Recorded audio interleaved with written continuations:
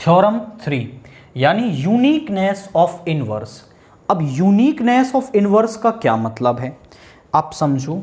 मान लो हमारे पास कोई ए मैट्रिक्स है और हमने इसका सम इनवर्स निकाल लिया, तो यूनिकनेस का मतलब क्या है कि ये जो ए इनवर्स है ना वो केवल इस ए का ही इनवर्स होगा, कोई किसी और दूसरी मैट्रिक्स का ये इनवर्स नहीं होगा। This is the meaning of uniqueness कि एक मैट्रिक्स का एक ही इनवर्स हो सकता है, अब दूसरा उसका इनवर्स नहीं हो सकता है। तो हम इसको प्रूव कैसे करेंगे? अब इसको प्रूव करने के लिए हम यूज करेंगे मेथड कि हम इसके दो इनवर्स मान लेंगे। मान लो हमने इसके इनवर्स दो मानेंगे, ए के इनवर्स आ रहे हैं दो, बी और सी। फिर हम अंदर से ऐसा रिजल्ट निकाल देंगे कि बी और सी दोनों क्या हैं, इक्वल हैं। जब बी और सी इक्वल हो गए तो मतलब एक ही मैट्रिक्स बन गई और उसकी यूनिकनेस एस्टैब्लिश हो जाएगी। तो हम यहां करने वाले हैं, जरा चेक करिए, लेट, हम यहां इसका प्रूफ कर रहे हैं, let A B, A is equal to Aij, be a matrix, be a square matrix of order m,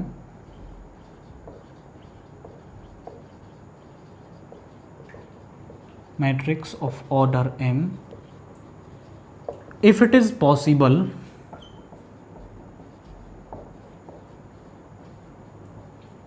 हम कह रहे हैं कि ऐसा यदि हो सकता है। अब हमें पता है ये नहीं होता, हम इसीलिए कह रहे हैं कि यदि ऐसा हो सकता है, if it is possible let B and C are inverse of A. हमने मान लिया कि जो बी और सी हैं हमारे वो इनवर्स ऑफ ए हैं। अब हम जानते हैं कि बी यदि ए का इनवर्स है, यहां बोलोगे B is, since B is inverse of A, B जो है वो A का इनवर्स है, तो हम जानते हैं कि अगर B A का इनवर्स है तो AB is equal to BA किसके इक्वल होगा, आपका I के इक्वल होगा। इसे नाम दे दो फर्स्ट। अब similarly since C is also inverse of A,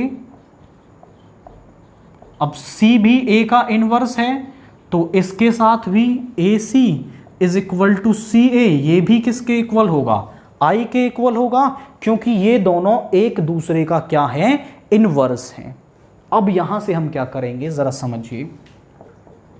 अब ये तो आपको पता है कि किसी भी मैट्रिक्स को आप आइडेंटिटी मैट्रिक्स के मल्टीप्लाई में लिख सकते हैं और आपको रिजल्टेंट वही मैट्रिक्स मिलती है। मतलब कि किसी भी मैट्रिक्स को आइडेंटिटी से मल्टीप्लाई कर लो या आइडेंटिटी को किसी मैट्रिक्स से मल्टीप्लाई कर दो, रिजल्टेंट वही मैट्रिक्स हमारे पास होती है। तो हम B को ऐसा लिख सकते हैं, B को हम ऐसा लिख सकते हैं BI। अब जो I है हमारे पास वो किसके इक्वल है, I इक्वल है C ऑफ A के। I जो है वो किसके इक्वल है, AC के इक्वल है। तो हम यहाँ I की जगह क्या लिख सकते हैं, AC लिख सकते हैं।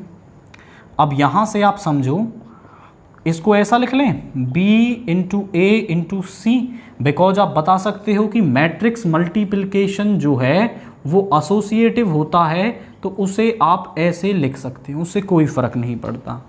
BA किसके इक्वल है, I के इक्वल है, तो I इंटू C। अब किसी भी मैट्रिक्स को आइडेंटिटी से मल्टीप्लाई करोगे तो वही मैट्रिक्स मिल जाएगी, मतलब जो B है वो किसके इक्वल आ गया, C के इक्वल आ गया। हमने दो इनवर्स माने थे इस A के और वो दोनों इनवर्स क्या आ गए, इक्वल आ गए। आप कहेंगे hence inverse of A is unique. तो किसी भी मैट्रिक्स का जो इनवर्स है वो आपका क्या होता है, हमेशा यूनिक होता है।